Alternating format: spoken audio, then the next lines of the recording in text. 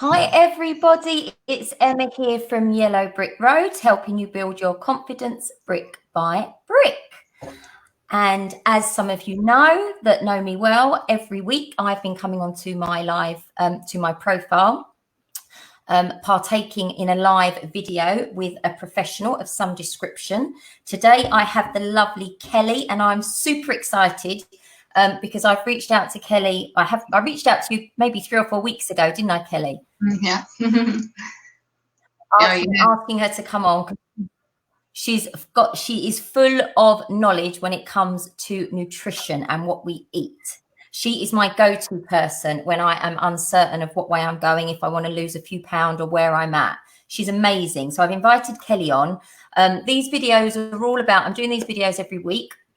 I've tasked myself with doing one a week, or challenged myself with doing one a week, to help you guys emotionally, physically and mentally at this time, whilst we are still on lockdown. Having said that, it feels like we're coming out of it a little bit, which is great. So I'm going to get Kelly just to introduce herself. If you don't mind, Kelly, just tell us a little bit about you, what it is that you do, and then I've got some questions for you. Sure, yes. Well, thanks, Emma, for having me on. Hi, everyone. Thank you for the lovely introduction. I hope I can live up to my reputation. So, yes, I'm a holistic health coach, so passionate about health and helping people live their best lives, mainly through coaching, but also through detoxing and cleansing. So, yeah, so my journey started about 25 years ago when left school, didn't really know what I wanted to do, interested in fitness and health, nutrition. Fitness side didn't really pan out, but the nutrition side stuck. So 25 years later, I'm down the wellness rabbit hole, and in between moving countries, having 3 children, and actually been really blessed to be able to live in Sri Lanka for a couple of months because my husband's a surf coach. So that was amazing to actually live with a different culture and experience all the food. I'm missing the coconuts already. So, wow. So back to reality now. And at present, I currently work with the anti-aging system. And then we work in the field of nutrigenomics, which is a science of how our nutrition affects our genes. And so the products we use lower your inflammation in your body, which is your oxidative stress, and help you look and feel younger. So that's me. Amazing. And I've actually bought that. Is NRF1, isn't it? That's what the yeah. Well, there's NRF, a supplement. Yeah, NRF2 and the NRF1. Oh. They're more activators. So rather than supplementing, they actually activate your body to heal and to, yeah. Okay, fantastic. Sounds brilliant. Okay, so, and I met you through your husband, actually, because when we took the kids down to where it's Bantam, isn't it? With surfing, yeah. Yeah. Yeah. So yeah, like Kelly said, her husband's a surf coach. Was your husband a famous surfer at one point? Yeah, he was in his heyday. Well, actually, not even so much heyday. He did win the European the Masters, I think it was. Yeah. So wow. moving on, but still got it. Yeah. Now he prefers to go on the coaching side of the. Yeah, it's amazing. But that's how we met, through your husband, who's amazing at obviously coaching and at surfing.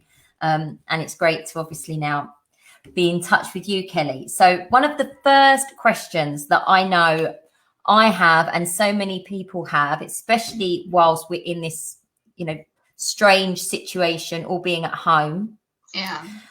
Everybody tends, and I think it's because maybe a bit of boredom, everyone tends to be just snacking. And when it comes to snacking, we're not always snacking on the right foods. So if we've made a decision that we want to eat healthier, so if we say, right, okay, that's it, I want to cut out the rubbish, I want to start eating healthier, where would you recommend people start? What's one of the first things they could do to build that healthier lifestyle?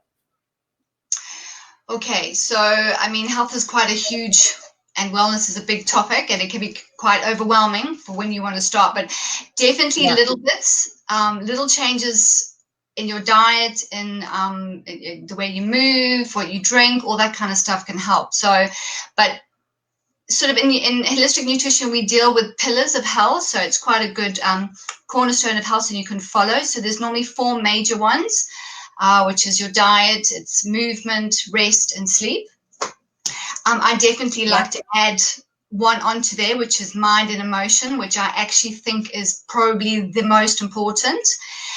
Because with your mind, with your emotions, you can actually affect everything else in your well-being. It affects your diet, it affects the way you think, it affects the way you move, the choices that you make. So definitely with mind, I mean, we have 70,000 thoughts going through our brain every day. So that's a lot, and they can affect us negatively or positively, especially with our mind, because we can tend to live more. If we live more in a negative mindset, then we are negatively affecting our body, and we can go down that route. And we can actually, with our mind, affect the way our hormonal system works. We can affect our central nervous system. So we live in that fight or flight or rest or digest. But which is good. So I would definitely start with be more mindful, be more aware of our emotions, and because that creates the habits, and eventually will create the choices in our food and that. I was going to say it tends to be, I know for me anyway, if I feel stressed or if I've had a really busy day, I might think, oh, I'll pour myself a glass of wine. So there's certain things that I may do, whether it's food or drink related, that I do based on how I'm feeling. Yeah. But you never think of it like that, really. No. You just... And the more you do it, the more your mind, you'll become a habit. We also, with food, with our bodies, we have a thing called like a metabolic retyping. So the more of something that you have, the more you're going to crave it. So whether it be something bad or something good, and we can get into a habit. And I think we have so much convenience now, where we have we can just reach for a snack, and it can just become, so one of our things would be mindful about how we shop and what we have in our cupboards. It's a big thing that we do on our health program. We go, what's in the cupboard, and that kind of thing to start there. But with the pillars, when you're dealing with diet, it's more of a relationship that you have with food, rather than the food and the habits that you develop from your emotion, because we can either be our sort of more our addictions, and that can be either a physical or emotional habit, and we can feed that. So I would definitely with the diet start to be more aware and start to eliminate more negative things in your diet, more processed food and convenience food. And we intuitively know what our body needs and what our body wants. Our mind kind of needs to connect. That's the thing. We lose that connection. Yeah. Sure. Okay. So it's about, if they're thinking of eating healthier, it's about just being a bit more mindful. And I suppose actually understanding what the triggers are to a certain degree. So if you're feeling a certain way, and that means when you feel like that, you reach for the chocolate, or you reach for the sugars, or the alcohol, whatever it may be, just be mindful of that. So that's a great place to start. I loved when you said about the habits, because I know for me, people, we have some good habits, we have some bad habits, but there's always certain things that we're prioritizing, isn't there? So, you can either prioritize to eat healthier, or there might be other things that you're, that are your priority at that time. Yeah, and it is about choice. But also with our habits, a lot of our habits stem from childhood, so it can be quite hard to break, especially with food, because it's how our parents raised us, it's what they ate, it's what we eat, and that kind of stuff. So it's just being more mindful. Yeah. So with also the other pillars, we've got one being movement. We're all born to move. It's really important to move. I think for movement, it's for exercise. It's what you enjoy, because if you're going to now force yourself to exercise, you're not going to actually reap the benefits of that exercise if you're not enjoying it. You can actually have a negative effect. So something easy like walking or whatever you enjoy, but the one thing that's really good for us to do, because all mammals do it, is stretch. and it's something that we don't do. We get up in the morning and we hit the alarm and we rush off to our day without actually connecting with our body and ourselves. So stretching, sort of like, Sure. that's why yoga is really good, and Pilates and Tai Chi and that kind of stuff with stretching. But with movement specifically, Okay. why exercising and movement is really important would be to move your lymph, because our lymph doesn't have a Sorry, pump. did you say move your lymph? Your lymph, which is I inside your missed body. So we that. have your two systems. You've got your blood system and your circulatory system, and you have your lymph system. And our lymph system is actually our sewage system. So it is pretty much probably even more important than blood system, only because it affects the blood system if it's negative. And most of us Sure.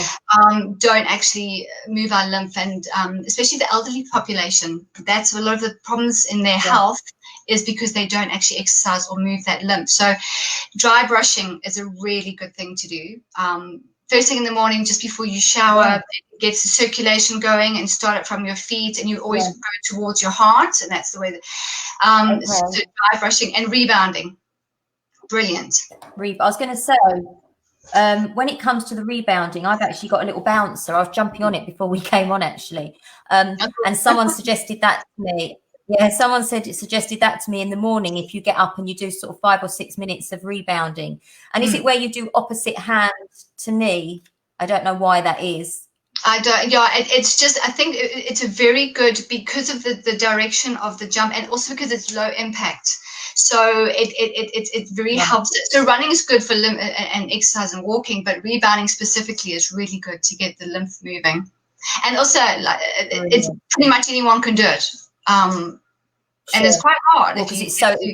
You've got to raise your heart rate a little bit. So it's quite a workout. Yeah. Brilliant. That's fantastic. Okay. Can we eat? Another question for you. Can we eat too much fruit and veg? Because in my head, if I'm looking to drop a few pounds, if I feel like I've put on a little bit of weight, I'm feeling a little bit heavier, or I just feel I want to be healthier, I will always tend to go to the fruit and veg and try and bulk up on that rather than the carbohydrates. Is there too much fruit and veg that we can eat? Or is it just okay to gorge on the fruit and veg if you're feeling hungry? Absolutely. I would say yes, you can never have enough. My kids could disagree, especially when it comes to the veg side. But the issue, I think, with eating too much is actually because we actually eat too little. That is that's the big issue. We actually eat too little. We have I call it the food like stuff society, because we have so much food on our shelves, but it's food like. It's not actually food. It's processed, it's chemically laden, and it's addictive. It's full of sugar, not the good sugar. So sugar is not created equal. It's like calories aren't created equal. You could have a McDonald's meal, sorry for those that like McDonald's, a McDonald's meal, and you can have a table full of fruit and vegetables, and it's the same calories. So it's, again, to choices, and it is, what you like, because obviously it is, we like what we eat, and the more we eat of certain things is the more. So to try and change our taste buds is a process and is a choice. But I would definitely encourage fruit and veg. We need to actually have the antioxidants, because we live in such a toxic society. I mean, we have over 290 diseases linked to inflammation and oxidative stress, which is an over acid body. And to lower that, we need antioxidants, and you get them from your fruit and veg. So don't be scared of the sugar. Is there any fruit and veg in particular? Is there any fruit and veg in particular that you recommend? I always think of leafy greens, because I'm more. Yeah. I mean, I'm pretty much plant-based, pretty much fruit. If you are going to have, also food combining is really good. So if you are having an animal protein, you don't have a starch with it, which is normally a complex carbohydrate. So it would normally be a potato or rice or that kind of stuff. So have it with vegetables. Don't eat fruit, generally fruit alone. Don't eat it with anything, because it's a simple sugar. It literally goes in your system, and within 20 minutes, it's digested through your system, where your complex carbohydrates, veg takes a little bit longer, meat takes up to 2 to 4 hours. So it's good for food combining. And making one meal veg would be a good idea, or one meal fruit, even having fruit for breakfast. Okay. Yeah. Okay. Did you say, I just missed that again. Did you say not to eat it alone? Not to eat fruit alone, or Yes, to eat it to alone? eat fruit alone. Because what happens with To food, eat it alone. to eat alone, because if you eat fruit with something like a complex carbohydrate, like meat, it holds in your stomach. And so that's when you get fermentation and Okay. you get your digestion problems and acid and that. Okie doke. That makes sense. Okie doke. Would you say we can consume too much caffeine, like too much coffee? And I know many people, but too much alcohol. We all know we shouldn't have too much alcohol and the negative impact it can have on our body. But I will say, for me, if I feel, or I've got friends coming over, not that that's happening very much at the moment, Yeah. but it's a nice thing to do, and it's a social thing to do. Mm. And I know there's times when a glass of wine chills me out, and it makes me feel good. It does make me feel good, obviously, as long as I don't go up one bottle after another. Yeah. But a glass of wine, or a couple of glasses of wine, I don't see as being a big deal. No. Am I wrong in saying that? In the sense, should everything be, limited? It's a hard question, especially because my husband would be like, and the wine, because and I do like my coffee. Like everything, we say that everybody's individual, so it's how you handle it. There's a saying, one man's food is another man's poison. And then people would say, oh, I drink it in moderation, but everyone's moderation is different. To take them Sure. both, they're both, if you're taking coffee, coffee has definitely has some positives. It scientifically has some good benefits. But if the more you drink, it's not going to increase the benefits, if you know what I mean. As well as Sure. alcohol, like red wine. I mean, if you talk about alcohol, I specifically talk about wine because that's probably more the healthier option, especially red, because the red grapes are resveratrol, so that's a lot better for you. Okay. Yeah, you've got to think of them both they're both stimulants. So negatively, they're gonna stimulate your body, so which means that they can stimulate your adrenals. So if you are having a lot, then it's going to be a negative thing. But you've got to look at health as a whole, because like I said, it's not just diet, it's not just movement, it's your whole well-being. So if you are pretty much looking after your whole well-being as your mind and your and exercising and diet and that kind of stuff, then a cup of coffee or a couple of glasses of wine is absolutely fine. And we've got to look at our mind being, because especially in stressful situations, and a nice glass of wine or a cup of coffee is definitely. Yeah, but I think the issue would be with anything like that is if you really think you've got a problem, just to not have it for 1 or 2 days, and you can actually see, because you will see if it's a physical addiction or if it's an emotional addiction. But I mean, all addictions and chemical leave residues in our body. So what happens is, and that's how the body keeps us addicted to them. So it's cleaning those. If you have got a problem, it's cleaning those residues out of addictions. But yeah, I know my husband would definitely disagree. He would, I'd have my wine, glass of wine. I make him eat so much veg. So he's like, at least I have my wine. I know with coffee and me as well, we've got a coffee machine, and it's becoming a very regular thing for me, especially if I'm in the office and I'm working. I'll always have a glass of water on the desk, and I try and drink as much water as I possibly can. I would definitely but I could be going 5 or 6 coffees a day and not really even think about it. So I'm trying to be a bit more mindful on that. It's where we are at the moment. It's a situation, where we are. We are in different, we are creatures of habit, and we like our habit. And when we get out of change, it feels uncomfortable. So to just bring back and just to try and look at the well-being as a whole and do little steps in lots of other areas. Yeah, but I would say more if you are gonna drink wine, drink water, drink a lot of water, because most of us are actually dehydrated. That's a big problem. So yeah. Okay. And then I suppose the alcohol or the coffee is making us even more dehydrated. So that's why we drink the water alongside it. Yeah. Yeah. Yeah. Cool. Okay. One thing that I did after catching up with you quite a few weeks ago, I bought myself a juicer. And the reason I bought that primarily was because you, Kelly, said about having celery juice. Now, me and Matt and the girls, we've been having celery juice. I don't really know why I'm having celery juice. I just know that you recommended it. And I listen to everything you say. So is there any juices that you recommend, celery juice being one of them, and why is that such a good thing to drink? And it's funny because a few people that I've caught up since then, they always talk about having a bit of celery juice in the morning. So is there a reason that they have it in the morning? Yeah, I mean, juicing and smoothies are an amazing way to get nutrition in. I love them. They're easy on the digestion. The kids can get involved. Our son we call him the chief smoothie maker because he just puts everything in it, and you can hide veggies and that kind of stuff. So it's a great way to get your nutrition in. With the celery juice, it's a good start in the morning. We normally start with a glass of water in the morning, because you're normally starting your detox. You're still in a detox process. Scientists have worked out that we detox between 4 and 12. So to start the morning, it's good to start with something hydration because you're still in a detox process. So it's good for your kidneys and that. So I would start with warm water, and then a little bit later do the celery juice and celery on its own. I quite like the taste. A lot of people. My husband got used to it, but just you can add an apple in. Yeah. But just the celery on its own is just amazing there's so many benefits, but mainly for digestion, as well as mineral salts.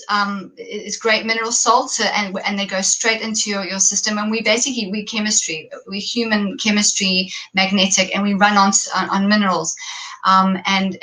But the one thing I love about celery, even though it strengthens your digestive system, but it alkalines your body, which is what you want. Brilliant. Because your body's always trying to find balance. But the main thing that I love about it, especially now, is that it actually it doesn't destroy the viruses. It basically shuts down the bad viruses and bacteria in your body, and it enhances the good bacteria and virus. And that's really key, especially where we're going now. Brilliant. Okay, so it's a massive benefit. And I really quite like it, actually. I really enjoy the celery juice in the mornings. I think it's really fresh and it's really tasty.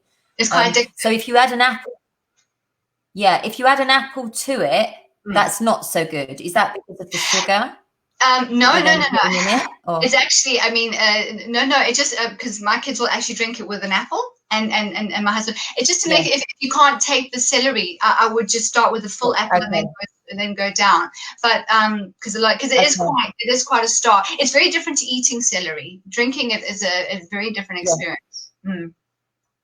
Yeah, brilliant. Okay, and when it comes to the smoothies, see my Kitty, my eldest, she's in charge of the smoothies, and she literally she chucks stuff in. My middle daughter, she's really not so good when it comes to her veg, and she eats fruit, but she doesn't eat much veg. So we'll chuck a carrot in our smoothie. We hide so much stuff in there, a bit of spinach, and she loves the smoothie. She'll drink it every morning. Is that okay to do that? Because I've heard before as well where they say you shouldn't drink your fruit, and I don't understand why that is. This is when the balance of the diet comes in with eating certain foods and that kind of stuff. We're born, because we salivate, and we're actually born to digest, and our digestive juices. That's the whole thing of actually eating our food. But just drinking as a shake, or just drinking it as a thing. But I wouldn't be worried about the sugar and the fact that you're eating fruit, because fruit's actually the best thing you can give your body. I really believe that. Fruit first, then veg, actually. I would definitely do it. Okay. Oh, really? Okay. When you're eating fruit, it is you're eating fructose. You've got three simple sugars. You've got fructose from fruit.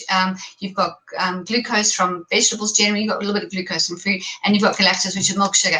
But your fruit sugar is not like the fructose corn syrup you see in the shops, or the sugar that everyone talks about, in your simple carbohydrates. And that it's pure fruit in your body doesn't actually get your insulin to go. So you actually are getting pure vitamins and minerals straight into your cells, as well as the veg. But so if you eat fruit, then that's brilliant. Yeah, but eat it on its own. Great, brilliant.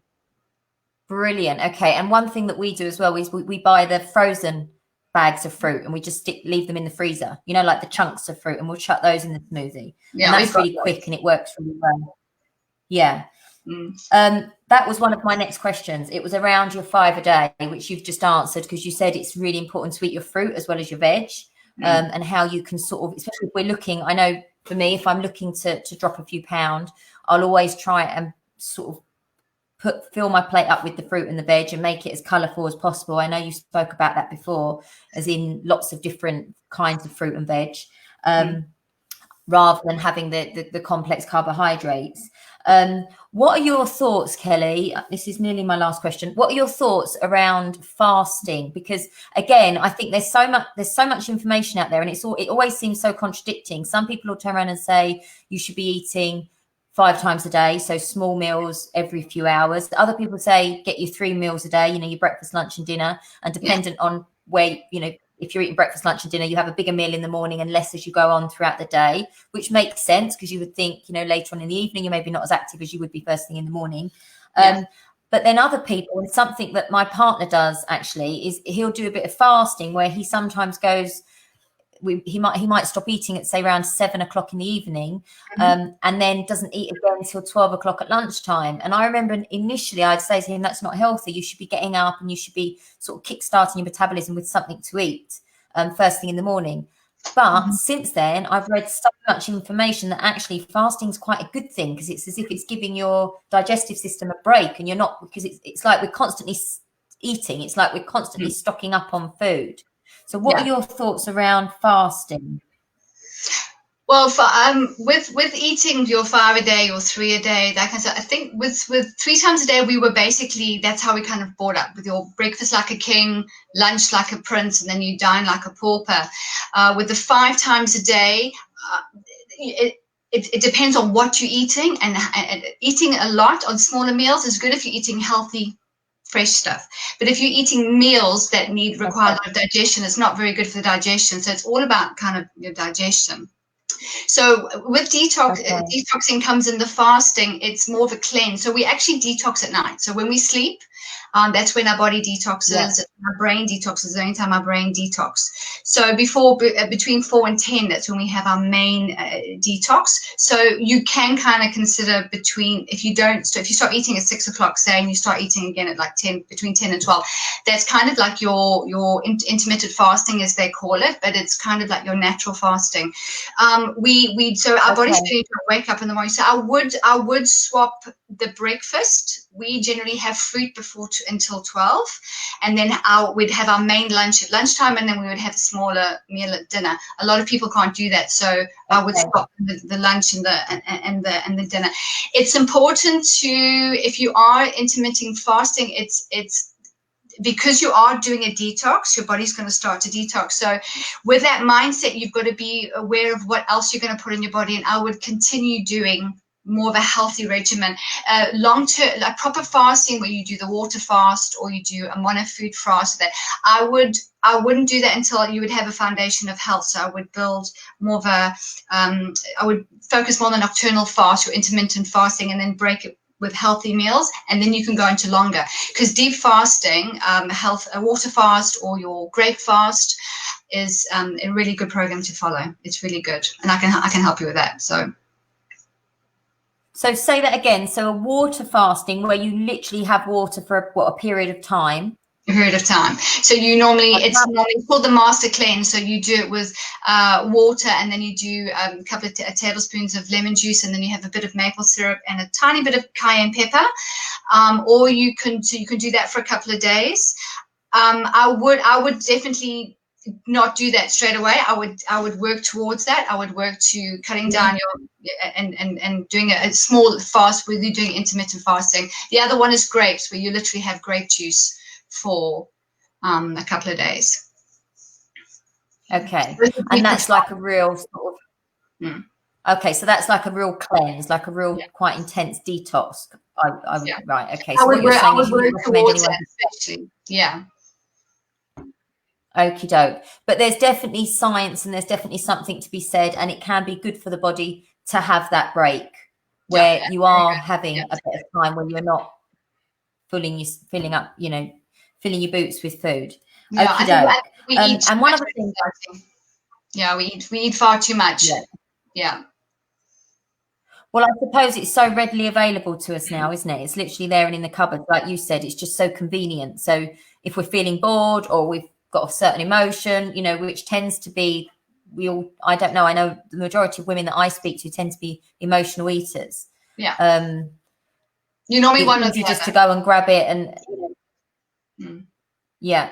Okie doke. Just to finish off, whilst everyone's at home, and obviously the virus is still doing the rounds, as far as we're aware, a lot of people are talking about vitamin C and the benefits that it can have for anyone that may be suffering with the conditions or the symptoms of COVID. Is that something you would recommend? That we take a vitamin C supplement? Yeah, definitely. I think also from vitamin C, from lots of fruit and vegetables, organic fruit and vegetables, you'll get a really good amount of vitamin C in a really good usable form. But most of us, one, we don't eat enough. Two, it's not really in our soil, so it's not really absorbed by the plant, so we have to supplement it. And also it's water soluble. So when you drink your tea, your coffee, your alcohol, you literally, you're weighing vitamin C out. So I would definitely use a vitamin C, a good quality vitamin C. Okay. A good quality. And when it comes to that, then when it comes to purchasing something like that, where would you recommend? Can you get a decent vitamin C from like your Holland and Barrett's, or like where would you go? I would go to a health shop, like a health shop, and check to what they've got. There's lots of different. The make that I really like is Viridian. It's actually an English brand. Viridian. They don't use any fillers. How do I spell that? Viridian, I think. Viridian. So they do that in the health shop locally. And they do that in the health shop. In the health shop.